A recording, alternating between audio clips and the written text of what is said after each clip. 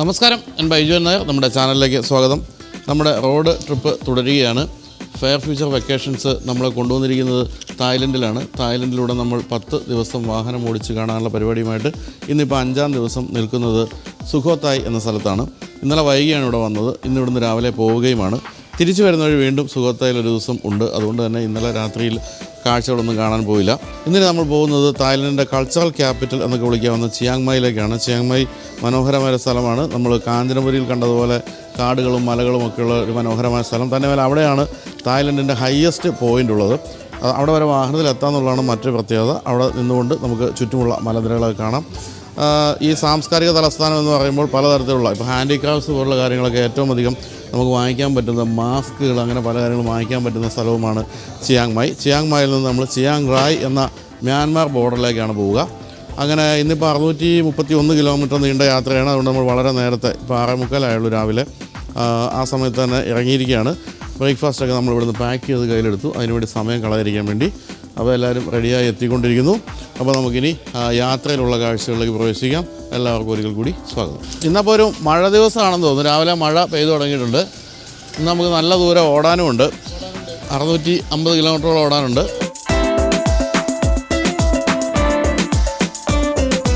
അപ്പോൾ രാവിലെ ഐശ്വര്യമായിട്ട് ഒരു കൺവേർട്ടബിൾ SLK 200 കണ്ടുകൊണ്ട് കയറാം.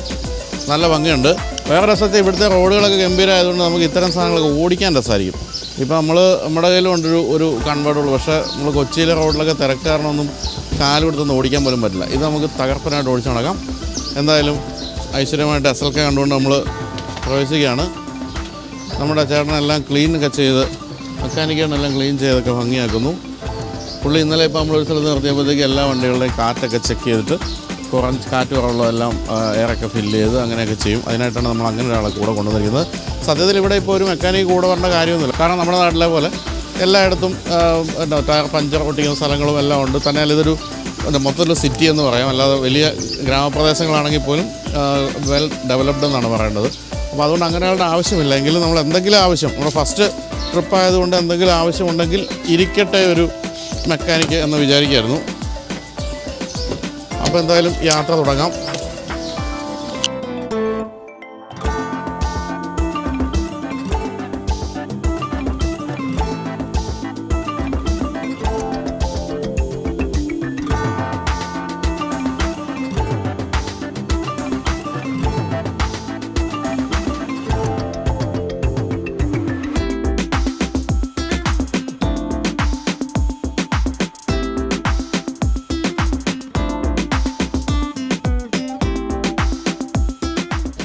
നമ്മളിപ്പോൾ സുഖോത്തായ് സിറ്റിയിലൂടെ കടന്നു പോവാണ്. സുഖോത്തായ് പഴയ ഒരു രാജ കുടുംബത്തിൻ്റെ ഒരു മെയിൻ സ്ഥലമായിരുന്നു. പല ഡൈനാസ്റ്റികൾ ഇവിടെ ഭരിച്ചതിൽ ഒരു ഡൈനാസ്റ്റിയുടെ ഒരു തലസ്ഥാനമായിരുന്നു സുഖോത്തായ്. അവിടെ പഴയ ബിൽഡിങ്സിൻ്റെ അവശിഷ്ടങ്ങളൊക്കെ നമ്മളിവിടെ കാണുന്നുണ്ട്. പഴയ ബുദ്ധിസ്റ്റ് സ്തൂപങ്ങളുടെയൊക്കെ അവശിഷ്ടങ്ങൾ കാണുന്നു. എല്ലാം എന്താ പറയുക, വെൽ പ്ലാൻഡ് ആയിട്ടുള്ള സിറ്റിയാണ്. വലിയ ഹൈവേയും ഒരു സിറ്റിക്കകത്തുള്ള റോഡ് പോലും വളരെ മനോഹരമായിട്ടുണ്ട്. നല്ല മഴക്കാറുണ്ട് കേട്ടോ. മഴക്കാറിലെങ്ങനെ മഴയത്തെങ്ങനെ തായ്ലൻഡിൽ വണ്ടി ഓടിക്കുക എന്നുള്ളതാണ് നമ്മളിന്ന് നോക്കാൻ പോകുന്ന കാര്യം. ഇവിടെയൊക്കെ ഈ ലൈറ്റുകളൊക്കെ ഉണ്ട്, നല്ല ഭംഗിയായിട്ട് ഉണ്ടാക്കി വെച്ചിട്ടുണ്ട്. ഇപ്പോൾ രാവിലെ നേരം പര വെളുത്ത് വരുന്നുള്ളൂ. പിള്ളേരൊക്കെ സ്കൂളിൽ പോകുന്നത്, സ്കൂട്ടറിലൊക്കെ അമ്മ കുഞ്ഞിനെ വിടാൻ പോകുന്നു.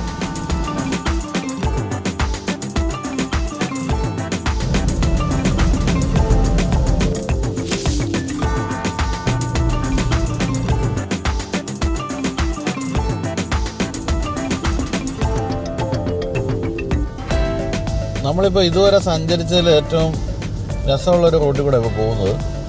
ഇത് ശരിക്കും ഗ്രാമങ്ങളിലൂടെയാണ് നമ്മൾ ചിയാങ് മായിലേക്ക് പോയിക്കൊണ്ടിരിക്കുന്നത്. ഇവരിപ്പോൾ സിറ്റി ലിമിറ്റ് എന്ന് എഴുതി വെച്ചിരിക്കുന്നത് സിറ്റിയായി കാണുന്നു കേട്ടോ. സിറ്റി ലിമിറ്റ് ഒരു കുഞ്ഞ് നല്ല രസമുള്ള ഗ്രാമകാഴ്ചകളൊക്കെ ഉണ്ട്. നല്ല മല, എപ്പോഴും ബാക്ക്ഗ്രൗണ്ടിൽ നല്ല മലനിരകളൊക്കെ ഉണ്ട്. രാവിലെ കുശലം പറഞ്ഞു നിൽക്കുന്ന ചേച്ചിമാർ, വീട്ടമ്മമാർ.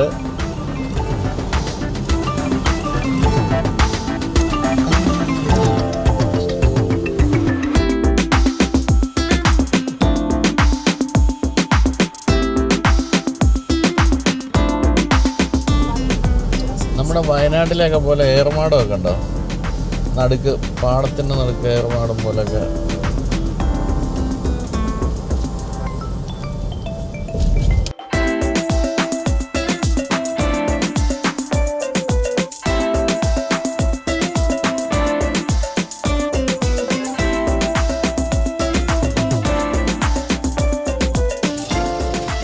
അപ്പോൾ നമ്മൾ രാവിലെ ബ്രേക്ക്ഫാസ്റ്റ് പൊതി കെട്ടി കൊണ്ടുവന്നതാണല്ലോ, അതിൻ്റെ കൂടെ ചായ കിട്ടിയില്ലല്ലോ. അപ്പോൾ ഒരു ചായ കുടിക്കാൻ വേണ്ടി നമ്മളിവിടെ നിർത്തിയിരിക്കുകയാണ്. അതെ, അങ്ങനെയുള്ള കഫേ നമ്മൾ ഫ്ലാഗ് ഓഫിൻ്റെ കൊടിയൊക്കെ പിടിച്ച് മറ്റേ നാട്ടിൽ മറ്റേ ഹോട്ടലിൻ്റെ സൈഡിൽ ഒരാൾ നിൽക്കുകയല്ലേ, അങ്ങനെ കാണിച്ച് അതാണ് ഞാനത് അത് ഇവിടെ തുടങ്ങിയ. Hello mister hello how are you. വാ, നമുക്കിവിടെ ദോശ ചട്നി എല്ലാം റെഡിയാക്കിയിട്ടുണ്ട്. എത്ര പെട്ടെന്ന്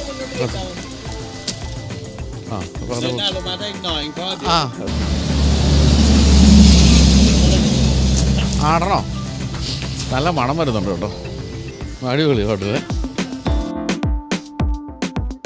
നമ്മുടെ ഈ ഹോട്ടലിൻ്റെ ഒരു വീടിന് മുന്നിലാണ് ഹോട്ടൽ, അവരുടെ തന്നെ ഹോട്ടലാണെന്ന് തോന്നുന്നത്. നല്ല രസമല്ലേ വീട് കാണാൻ, ഫുൾ തടിയിലുണ്ടാക്കിയിരിക്കുന്നത്. ആ ജനലിൻ്റെയൊക്കെ രീതിയൊക്കെ കണ്ട രസമുണ്ട്. തന്നെയല്ല ഇവർ പലപ്പോഴും ഇങ്ങനെ ഈ തൂണിൻ്റെ മുകളിൽ വീട് വെച്ചിട്ട് അതിൻ്റെ താഴെയുള്ള ഭാഗം നന്നായിട്ട് യൂസ് ചെയ്യും. അവിടെ വണ്ടി ഇടൽ മാത്രമല്ല, അവിടെ ആയിരിക്കും വാഷിംഗ് മെഷീൻ ഇരിക്കുന്നത്, അങ്ങനെയൊക്കെയുള്ള കാര്യങ്ങളൊക്കെ അവിടെ താഴെ ചെയ്യും. അപ്പോൾ എല്ലാ സ്പേസ് യൂട്ടിലൈസ് ചെയ്യാം. അതുപോലെ ഇവിടെ കാണുന്ന തടി കൊണ്ടുള്ള വീട് കണ്ടോ, ഇത് റെഡിമെയ്ഡാണ്. റെഡിമെയ്ഡെന്ന് വെച്ചാൽ നമ്മളിപ്പം പട്ടയക്കൊക്കെ പോകുമ്പോൾ കാണാം റോഡ് സൈഡിൽ ഇതിങ്ങനെ എക്സിബിറ്റ് ചെയ്തിരിക്കുന്നതാണ് വലിയ മൈതാനത്ത്. നമുക്ക് ഇതേപടി തന്നെ വാങ്ങിക്കാം. ഇതേപോലെ അവർ ഡിസ്മാൻഡിൽ ചെയ്ത് തരും. നാട്ടിൽ കൊണ്ടുപോയി ആശാരിയെ വെച്ച് പണിയിപ്പിച്ചാൽ മതി.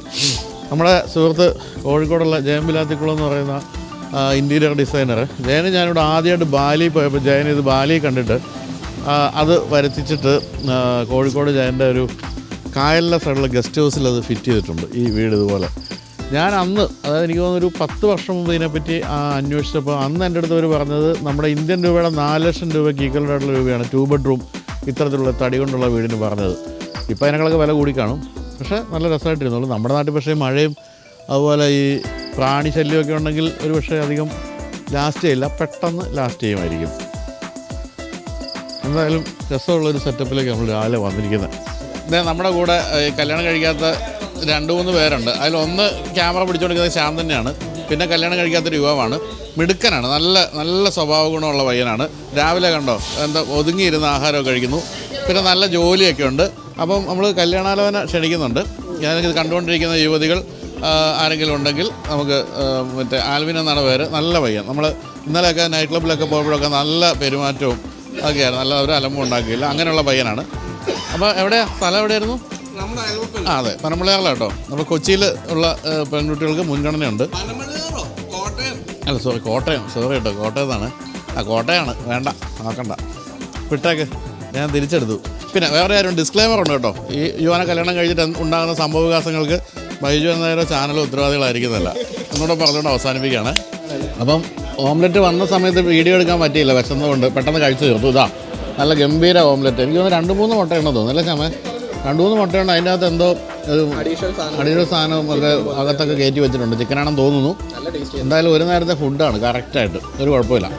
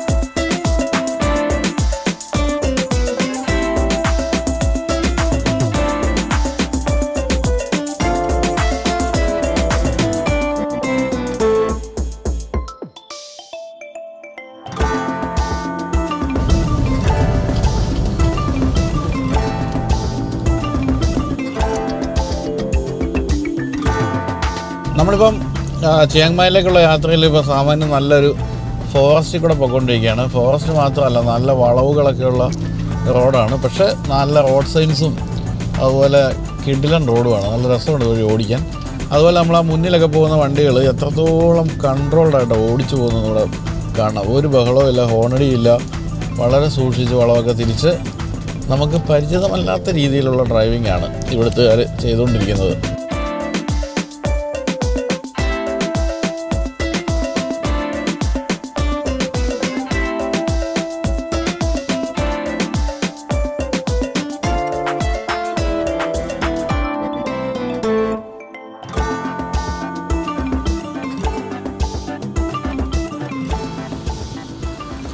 അപ്പോൾ നമ്മളിനി ഒന്ന് ഡീസൽ അടിച്ചിട്ട് പോകാം എന്ന് വിചാരിക്കുകയാണ്. ഇവിടുത്തെ രസമൊക്കെ നമ്മൾ വണ്ടി കൊണ്ടുവന്ന് നിർത്തി പറഞ്ഞു കഴിയുമ്പോഴത്തേക്ക് ഇവിടെ ഇങ്ങനെ ഒരു സാധനം കൊണ്ടുവന്ന് വയ്ക്കും. അത് അവസാനം നമ്മൾ വണ്ടി ഡീസൽ അടിച്ച് കഴിഞ്ഞ് എടുത്തുകൊണ്ട് പോകും. എന്തിനാണെന്ന് എനിക്കിതുവരെ മനസ്സിലായിട്ടില്ല. അതുപോലെ പലതരം ഡീസലുള്ളതിൽ നമ്മുടെ ഇവിടെ നമ്മളടിക്കുന്നത് ഈ ബ്ലൂ ഡീസൽ ഇതാണ്. ഈ ഒക്ടേൻ ലെവൽ ഒരു വ്യത്യസ്തമായ ഡീസലാണ്. അതാണ് ബ്ലൂ കാണിക്കുന്നത്. ഇത് നമുക്ക് ഡീസലിൻ്റെ വിലയൊക്കെ എങ്ങനെ ഉണ്ടെന്ന് നോക്കാം. നമ്മൾ അടിച്ചു തുടങ്ങിയല്ലേ. വില എന്ന് പറയുന്നത് 33.60 33 ബാട്ട് എന്ന് പറയുമ്പോഴത്തേക്കും 66 ഏതാണ്ട് 70-72 രൂപയോളമാണ് ഇപ്പോൾ ഇവിടുത്തെ ഡീസലിൻ്റെ വില എന്ന് പറയുന്നത്. നമ്മുടെ അടുത്തേക്കാളും കുറവാണ്. അതെന്താണെന്ന് അറിഞ്ഞുകൂടാ. കാരണം ഇവർ അത്രയൊന്നും കൺസപ്ഷൻ ഇല്ലാത്തതുകൊണ്ടായിരിക്കും ആ ഒരു വിലയ്ക്കൊക്കെ വിൽക്കാൻ പറ്റുന്നത്. പിന്നെ ഇവിടുത്തെ എല്ലാ പമ്പുകളിലും കൊള്ളാവുന്ന എല്ലാ പമ്പിലും ഇതുപോലെ ഒരു കഫേ ആമസോൺ ഉണ്ടാവും, വേറെ 2-3 ഷോപ്പ് ഉണ്ടാകും. 7-Eleven എന്ന് പറയുന്ന നമ്മൾ കഴിഞ്ഞ ദിവസം കണ്ടിരുന്നു, 7-Eleven ഉണ്ടാകും. അങ്ങനെ നമുക്കൊരു സമയം സ്പെൻഡ് ചെയ്യാൻ പറ്റുന്ന സ്ഥലമായിരിക്കും. നല്ല വാഷ്റൂം ഉണ്ടാകും, എല്ലാം ഉണ്ടാകും. ഇപ്പോൾ നമ്മൾ ഫുൾ ടാങ്കാണ് അടിക്കുന്നത്. നമ്മളിപ്പോൾ എല്ലാ ദിവസവും ടോപ്പപ്പ് ചെയ്തുകൊണ്ടായിരിക്കുന്നത്. ഹാഫ് ടാങ്ക് ആകും മിക്ക ദിവസവും. അപ്പോൾ നമ്മളൊന്ന് ടോപ്പപ്പ് ചെയ്യും. എന്തായാലും നമ്മളിപ്പോൾ ഇങ്ങനെ ഒരു ഡ്രൈവിംഗ് ഹോളിഡേ സെലക്ട് ചെയ്ത് കഴിഞ്ഞാൽ നമുക്ക് ആകെ എക്സ്ട്രാ ഒരു ചിലവെന്ന് പറയുന്നത് അവനവൻ്റെ വണ്ടിയുടെ ഡീസൽ അവനവൻ അടിക്കുക എന്നുള്ളതാണ്. പക്ഷേ ഈ വിലയുള്ളൂ എന്ന് കണ്ടല്ലോ. തന്നെയുമല്ല ഗംഭീര ഹൈവേ ഒക്കെ ആയതുകൊണ്ട് നല്ല മൈലേജ് കിട്ടുന്നുണ്ട്. 12 മൈലേജ് കിട്ടുന്നുണ്ട് എന്ന് പറയുമ്പോൾ മോശമല്ല. നമുക്കങ്ങനെ വലിയ എക്സ്പെൻസീവ് അല്ല ഇവിടുത്തെ ഡ്രൈവ് എന്നാണ് പറയേണ്ടത്. അപ്പോൾ എന്നാലും ഇപ്പോൾ അടിച്ചു കഴിഞ്ഞപ്പോൾ ഇപ്പോൾ വന്നിനി ഈ ബോർഡ് എടുത്തുകൊണ്ട് പോകും. അതെന്ത് സംവിധാനമാണെന്ന് അറിയാവുന്ന ആരെങ്കിലും ഉണ്ടെങ്കിൽ ഒന്ന് പറയണേ. അത് ഞാൻ ഈ രാജ്യത്ത് മാത്രമേ കണ്ടിട്ടുള്ളൂ. അങ്ങനെ നമ്മുടെ എല്ലാ വണ്ടികളും ടോപ്പപ്പ് ചെയ്യണം. അവിടെ എല്ലാം ടോപ്പപ്പ് ചെയ്തുകൊണ്ടിരിക്കുന്നു.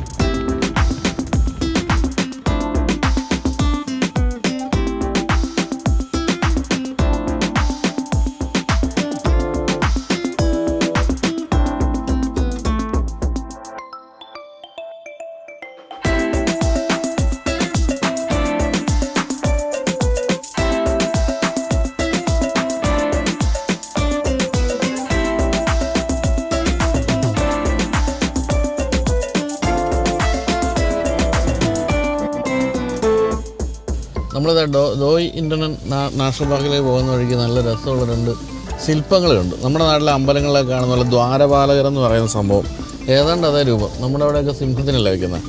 അതിൻ്റെ ഒരു തായ് രൂപം എന്ന് പറയാവുന്ന സംഭവമാണ് കണ്ടത്. അപ്പോൾ നമ്മൾ ഈ വലിയ വഴികളൊക്കെ വിട്ടിട്ട് ചെറിയ വഴി കൂടി വഴി തെറ്റി കയറിക്കൊണ്ടിരിക്കുകയാണ്. നമ്മൾ തിരിയേണ്ട സ്ഥലം നമ്മൾ കണ്ടില്ല. അപ്പോൾ അടുത്തൊരു ലെഫ്റ്റ് എടുത്തിട്ട് പോവുകയാണ്.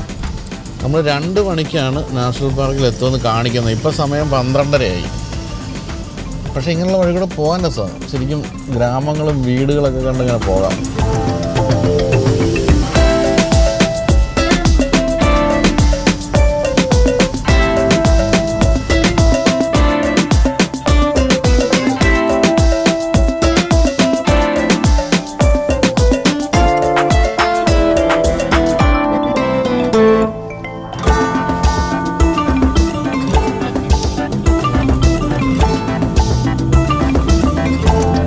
നമ്മൾ ദോയ് ഇന്റർനാഷണൽ നാഷണൽ പാർക്കിലേക്കുള്ള മെയിൻ റോഡിലേക്ക് തിരിഞ്ഞു.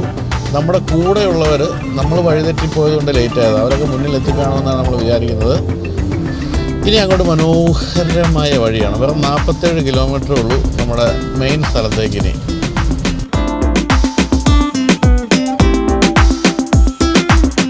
അപ്പോൾ നമ്മളിതാ ദോയ് ഇന്റർനാഷണൽ നാഷണൽ പാർക്കിൻ്റെ കവാടം കിടക്കുകയാണ്.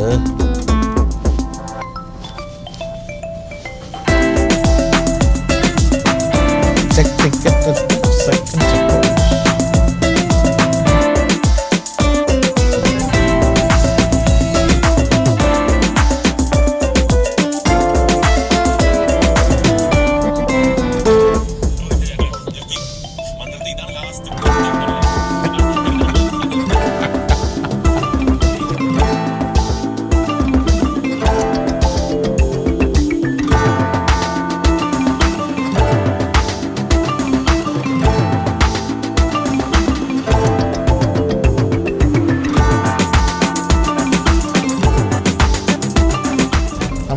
നാഷണൽ പാർക്കിൽ പോകുമ്പോഴത്തേക്കും അതിമനോഹരമായ ചെടികൾ, പൂക്കൾ, കായ്കൾ എല്ലാം കാണുന്നുണ്ട്. പല സ്ഥലത്തും നമ്മുടെ കേരളത്തിലെ കാടുകൾ ഓർമ്മിപ്പിക്കുന്നുണ്ടെങ്കിലും കേരളമല്ലാന്ന് നമുക്ക് ബോധ്യപ്പെടുന്നത് ഈ നല്ല റോഡും ഈ നല്ല റോഡ് സൈനും സൈഡിലെ ഫെൻസിങ്ങും ഒക്കെ കാണുമ്പോഴാണ്.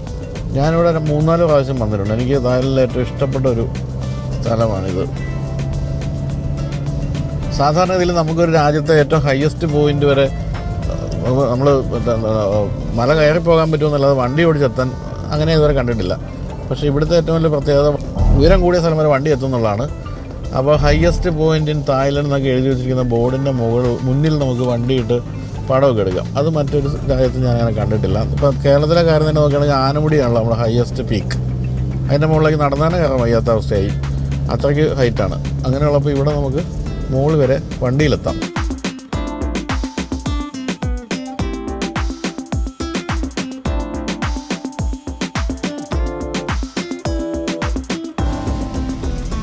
അപ്പോൾ നമ്മൾ ഡോ ഇന്ധനം ഇനി എത്താൻ 20 കിലോമീറ്റർ ഉള്ളൂ. അപ്പോൾ നമ്മൾ കാണുന്ന കൃഷി ഭൂമികളൊക്കെയാണ് സ്വിറ്റ്സർലൻഡിനെ ഓർപ്പിക്കുന്ന രീതിയിലുള്ള സംഭവങ്ങൾ.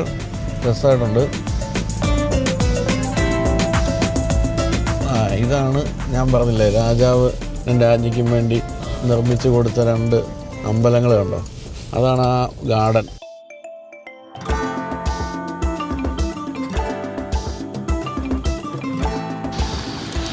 ഞാൻ വീഡിയോയിൽ ഇടയ്ക്ക് പറഞ്ഞില്ല, നിങ്ങൾ തായ്ലൻഡ് എന്ന് പറഞ്ഞ് വരുമ്പോൾ സാധാരണഗതിയിൽ ബാങ്കോക്കും പട്ടയം കണ്ട് തിരിച്ചു പോകുന്നുണ്ട്.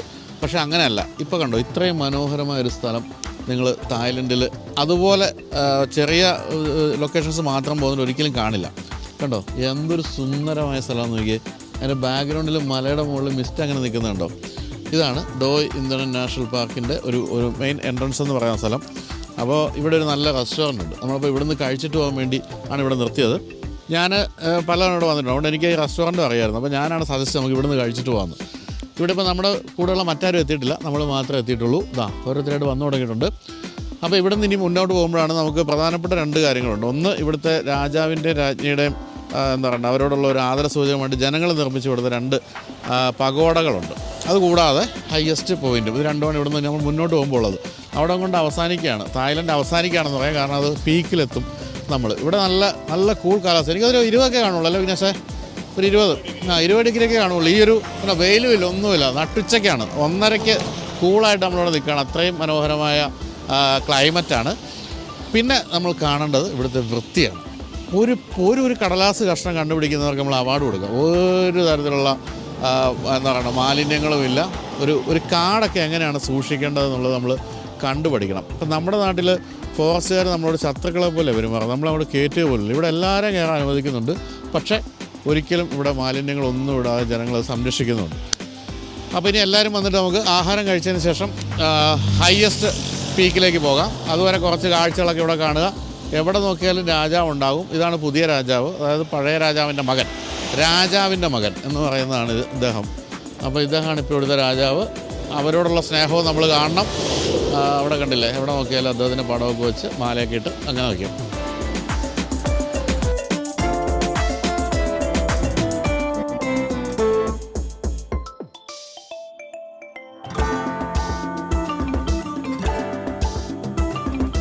അത് കണ്ടോ, നിങ്ങൾക്കെല്ലാവരും വളരെ ആഗ്രഹമുള്ള കാര്യങ്ങളൊക്കെ വരുന്നുണ്ട് കേട്ടോ. തകർപ്പൻ 2 വീലേഴ്സ്, നല്ല ഗംഭീര സാധനങ്ങൾ, ഹോണ്ട, ഹാർലി, പിന്നെ ഇതേതായിരുന്നു NX, ഹോണ്ട തന്നെ, ഹോണ്ട, സുസുക്കി എല്ലാം വരുന്നുണ്ട്.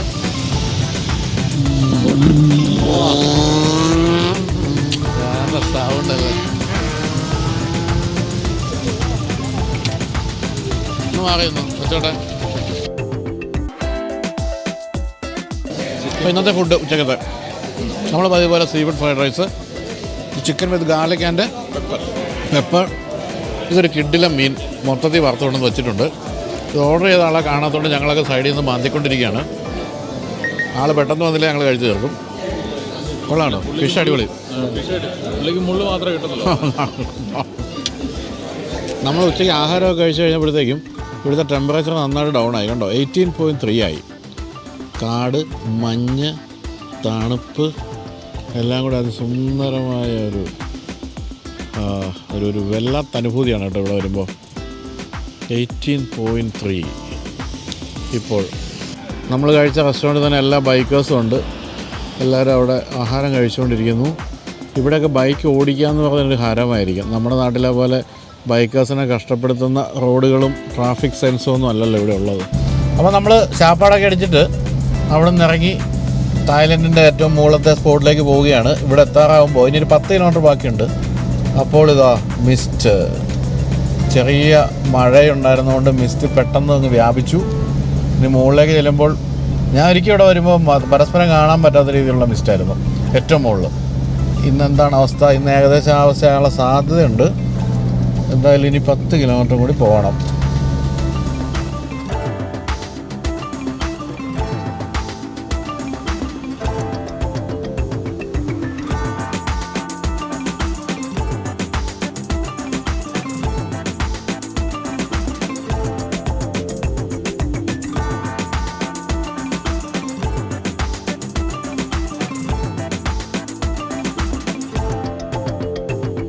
River of wild life crossing. നല്ല മിസ്റ്റായി. അങ്ങനെ മിസ്റ്റ് കൂടിക്കൊണ്ടിരിക്കുകയാണ്. ചുറ്റുപാടുള്ള ഒന്നും കാണാൻ പറ്റാത്ത രീതിയിലായിട്ടുണ്ട്. മുൻഭാഗത്ത് നല്ല മിസ്റ്റെത്തി. നമ്മളിനി 8 കിലോമീറ്റർ കൂടെ ഉള്ളൂ ടോപ്പ് പോയിന്റിലേക്ക്.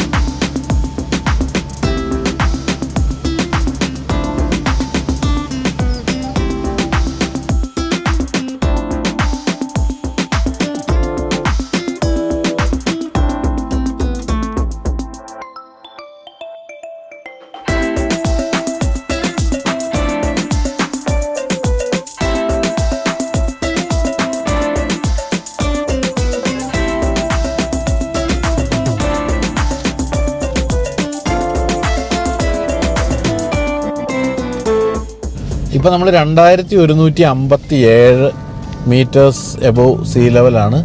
ഇനി എത്ര നേരമുണ്ട്? നമ്മൾ കാണിക്കുന്ന 6 മിനിറ്റ്സ്. 6 മിനിറ്റ്സിൽ നമ്മൾ തായ്ലൻഡിൻ്റെ മുനമ്പിൽ അറ്റത്ത് ഉയരത്തിൽ എത്തും. ഇപ്പോൾ ഒന്നും കാണാൻ വയ്യ കേട്ടോ. ഞാൻ വെറുതെ അങ്ങ് ഓടിച്ച് പോകുന്നേ ഉള്ളൂ. പിന്നെ ഇവിടുത്തെ റോഡും റോഡ് സൈനും ഒക്കെ കൊള്ളാവുന്നതുകൊണ്ട് നമ്മൾ പോകുന്നു. നമ്മുടെ നാട്ടിലായിരുന്നു ഇപ്പോൾ എതിരെ വണ്ടി വരികയോ ഓവർടേക്കിങ്ങും ഒക്കെ കഴിഞ്ഞ് ഇടിയും കഴിഞ്ഞ് പോയാണ്. അല്ല, ഞാൻ ഫോഗിലാൻ വിട്ടിട്ടുണ്ട്.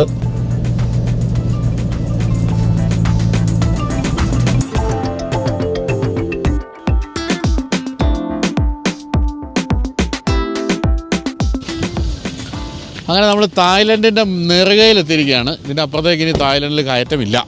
അവസാന സ്പോട്ടിലെത്തിയിരിക്കുകയാണ്. നല്ല മിസ്റ്റ്, അടിപൊളി. അതായത് ഇങ്ങനെ മഞ്ഞ് ഇങ്ങനെ കാറ്റടിച്ച് വരിക. അടിപൊളി കേട്ടോ. നമുക്കപ്പോൾ ഇനി ഹയസ്റ്റ് പോയിന്റും തായ്ലൻഡ് എഴുതിയ ആ ഒരു ബോർഡൊന്ന് കണ്ടുപിടിക്കാം.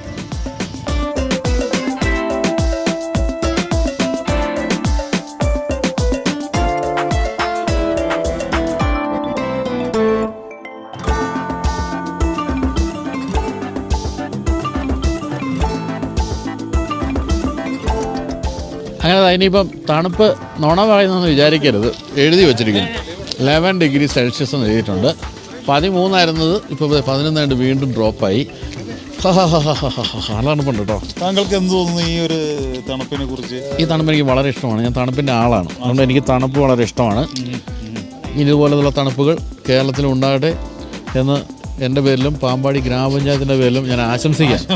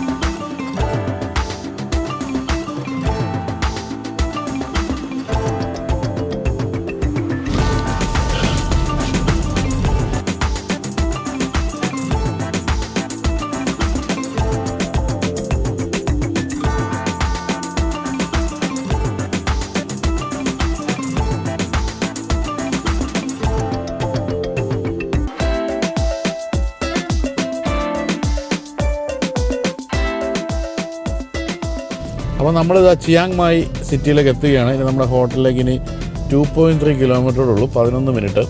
സാമാന്യം നല്ല തിരക്കുള്ള സമയമായതുകൊണ്ട് ഹോട്ടലെത്താൻ കുറച്ചുകൂടി സമയമെടുക്കും. ഇതിന് ശേഷം ഒന്ന് ഫ്രഷായിട്ട് എല്ലാവരും കൂടി ഒരു മലയാളി ഹോട്ടലിൽ കഴിക്കാൻ പോകുന്ന പറഞ്ഞല്ലേ വിഘ്നേഷേ? ഏത് മലയാളിയാണെന്നുള്ള ചെന്നാലും നമുക്ക് അറിയുള്ളൂ. ചിയാങ് മായിൽ മലയാളി ഹോട്ടലുണ്ട് എന്നുള്ളതും എനിക്കൊരു പുതിയ അറിവായിരുന്നു. എന്തായാലും എന്താണെന്ന് നോക്കാം. അപ്പം ഹോട്ടലിലേക്ക് നമ്മൾ ഐബിസിലാണ് താമസിക്കുന്നത്, അതിലേക്ക് എത്താൻ പോവുകയാണ്.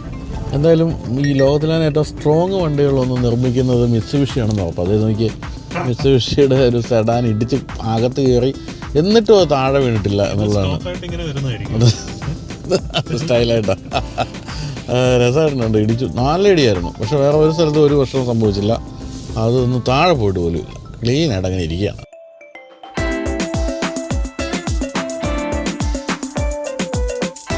അപ്പോൾ ഞങ്ങൾ ഇപ്പം ചിയാങ് മായിലെ ഐബിസ് സ്റ്റൈൽ ഹോട്ടലിൽ ചെക്ക് ഇൻ ചെയ്തപ്പോൾ ഇവിടെ നമ്മളെ കാത്തൊരാൾ നിൽക്കുന്നുണ്ട്. ഇദ്ദേഹത്തെ നമ്മുടെ ജപ്പാൻ അല്ലേ വീഡിയോയിലാണ് നിങ്ങൾ കണ്ടിട്ടുണ്ടാവുക.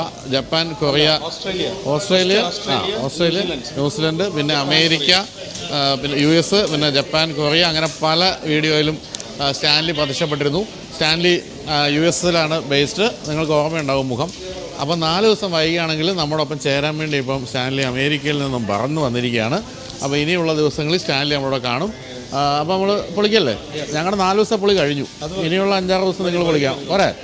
ഓക്കെ. അപ്പോൾ ചിയാങ് മായിൽ നമ്മൾ ഒട്ടും പ്രതീക്ഷിക്കാതെ ഒരു മലയാളി റെസ്റ്റോറൻറ്റ് വന്നിരിക്കുകയാണ്. എന്താ എൻ്റെ പേര് പാൻ ഇന്ത്യൻ റെസ്റ്റോറൻ്റ് എന്നാണ്. നമ്മുടെ കോഴിക്കോട് കുണ്ടൂപ്പറമ്പിലെ ജയകൃഷ്ണൻ്റെ റെസ്റ്റോറൻ്റാണ്.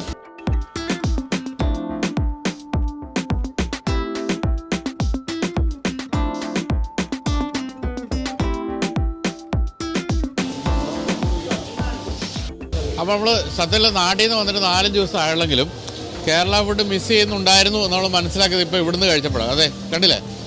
നല്ല ഒന്നാന്തരം ബീഫ് ഫ്രൈ, നല്ല തകർപ്പൻ പൊറോട്ട, സാമ്പാർ, പിന്നെ നല്ല ചിക്കൻ കറി, അവിയൽ, എല്ലാവരും കഴിച്ച് മത്ത് പിടിച്ചിരിക്കുകയാണ്. ഒന്ന് അടുക്കള കാണാം. അടുക്കള 3 മലയാളി ഷെഫുമാരുണ്ട്. എല്ലാവരും ഒന്ന് കാണാം. അപ്പോൾ ഇതാണ് നമ്മുടെ ഈ റെസ്റ്റോറൻറ്റ് ഉൾഭാഗം. ഇതിനകത്ത് ഇന്ത്യക്കാർ വളരെ കുറവ് കേട്ടോ. ഞാൻ നോക്കിയപ്പോൾ അധികം ഫോറിനേഴ്സൊക്കെയാണുള്ളത്. ഇതാണ് നമ്മുടെ അടുക്കള. ഭയങ്കര ബിസി ടൈമാണ് അല്ലേ? ഏറ്റവും ബിസി ടൈമാണ്. എല്ലാവരും നമസ്കാരം. അപ്പോൾ ഇതിനകത്ത് 3 മലയാളികളുണ്ട്. ഇതിനകത്ത് ഒന്ന് വാസിൻ, പത്തനംതിട്ട, ജംഷാദ്, വയനാട്. ഒരാളുണ്ടല്ലോ ഇല്ലേ? ഒരാൾ വന്നിട്ടില്ല. കൂടുതൽ അതർ കൺട്രിയിൽ നിന്നൊക്കെ വരുന്ന ഫോറിനേഴ്സാണ് കൂടുതൽ. അപ്പോൾ എങ്ങനെയാണ് ഇന്നത്തെ ഈ പറഞ്ഞ സ്പൈസി ഫുഡ് ഒട്ടും പറ്റില്ല അവർക്ക്? അപ്പോൾ അങ്ങനെയാണോ നമ്മൾ ഉണ്ടാക്കുന്നത്? അത് കസ്റ്റമർ ഡിസിഷൻ അനുസരിച്ചാണ് നമ്മൾ ചോദിക്കുക. ആദ്യം തന്നെ മോസ്റ്റ്ലി സ്പൈസി അല്ലാത്ത ഫുഡാണ് കൊടുക്കാറ്. പിന്നെ കേരള കസ്റ്റമർ വരുമ്പോൾ നമുക്ക് അറിയാലോ, നമ്മുടെ ടേസ്റ്റ് അനുസരിച്ച് അവർക്ക് ചെയ്തോളൂ. ഉഗ്രം ബീഫായിരുന്നല്ലോ. ഉഗ്രം ബീഫും നല്ല പൊറോട്ടയും. അപ്പം പൊതുവേ ഈ കേരള ഫുഡ് എന്നൊരു കോൺസെപ്റ്റ് അല്ല ഇവിടെ അല്ലേ? പാൻ ഇന്ത്യ അങ്ങനെ ടോട്ടലായിട്ട് ഇന്ത്യയിൽ എല്ലാ അവൈലബിൾ ആയിട്ടുള്ള ഒരുവിധം എല്ലാ ഫുഡും നമ്മൾ അങ്ങനെ കൊടുക്കാറുണ്ട്. നോർത്ത് ഇന്ത്യൻസ് അധികം കഴിക്കുന്നത് പതിവ് പോലെ അവരുടെ റൊട്ടി, തന്തൂരി ചിക്കന്, ബട്ടർ നാൻ, പിന്നെ ചിക്കൻ തിക്ക മസാല, പിന്നെ ബട്ടർ ചിക്കൻ, ചിക്കൻ തിക്ക, അതൊക്കെ നല്ല ഒരുപാട് ഓർഡർ പോകുന്നതാണ്. ഫോറിനേഴ്സ് ആണെങ്കിൽ എന്താ കഴിക്കാറുള്ളത്? ഫോറിനേഴ്സ് മാക്സിമം അവർക്ക് ബട്ടർ ചിക്കൻ നല്ല ഇഷ്ടമാണ്. മാക്സിമം ഇന്ത്യൻ ഫുഡുകളൊക്കെ ഇഷ്ടപ്പെട്ട് വരുന്ന കസ്റ്റമറാണ് കൂടുതലും ഇവിടെ. അപ്പോൾ ഇന്ത്യൻ ഫുഡ് കഴിക്കാനുള്ള ഒരു എക്സ്പീരിയൻസിന് വരുന്ന കൂടുതലും കസ്റ്റമർ മാക്സിമം ബട്ടർ ചിക്കന്, പിന്നെ ബിരിയാണി ഐറ്റംസൊക്കെ കൂടുതൽ കഴിക്കാറുണ്ട്. അപ്പോൾ ഈ പൊറോട്ടയൊക്കെ നമുക്ക് വേണ്ടി ഉണ്ടാക്കിയതല്ലേ? പൊറോട്ട എല്ലാ ദിവസവും ഉണ്ട്. ഇന്ന് ലൈവായിട്ട് നമ്മൾ ചെയ്തു തന്നു സാറിന്. എല്ലാം ലൈവാണ്. ഫുഡെല്ലാം ലൈവായിട്ട് തന്നെ ചെയ്തു കൊടുക്കുന്നത്. ഫ്രഷ് ആയിട്ട് ലൈവായിട്ട്. മൊത്തം തായ്ലൻഡ് ഇഷ്ടപ്പെട്ടോ? ജീവിതം ഇഷ്ടപ്പെട്ടു. വന്ന് ഒരു 1.5 മാസം ആവുന്നേ ഉള്ളൂ. ഇഷ്ടപ്പെട്ടു. നല്ല ശാന്തസുന്ദരമായ ഒരു രാജ്യം അല്ലേ? അതെ. അപ്പോൾ എന്തായാലും നടക്കട്ടെ, നിങ്ങളുടെ ജോലി തടസ്സപ്പെടുന്നില്ല. അപ്പോൾ ഓൾ ദി ബെസ്റ്റ്. ഞങ്ങൾ ഇനിയും വരും കേട്ടോ. ഓക്കെ, ശരി. അപ്പോൾ അങ്ങനെ ഇതാ അവിടെ ഭയങ്കര ബിസിനസ് ടൈം കേട്ടോ. നമ്മൾ ശല്യപ്പെടുത്തുന്നില്ല. ഹായ്. അപ്പോൾ അങ്ങനെ തിരിച്ചു പോവാണ്. അപ്പോൾ ഇനി നമുക്ക് നാളെ രാവിലെ ചിയാങ് മായിലേക്കാണ് നമ്മുടെ യാത്ര. അപ്പോൾ അതിനു മുമ്പ് നമ്മളിങ്ങനെ ഒന്ന് ഇവിടെ കാര്യങ്ങളൊക്കെ കണ്ടു പോകുന്നതേ ഉള്ളൂ. അപ്പോൾ നിങ്ങൾ ചിയാങ് മായ് വരികയാണെങ്കിൽ ഒട്ടും മടിക്കണ്ട. Pan India restaurant. നിങ്ങൾ കേരള ഫുഡ് മാത്രമല്ല, പാൻ ഇന്ത്യ എല്ലാ ഫുഡും ഉണ്ട്. തകർപ്പൻ ഫുഡ് ഗ്യാരണ്ടിയാണ്. Okay, come on.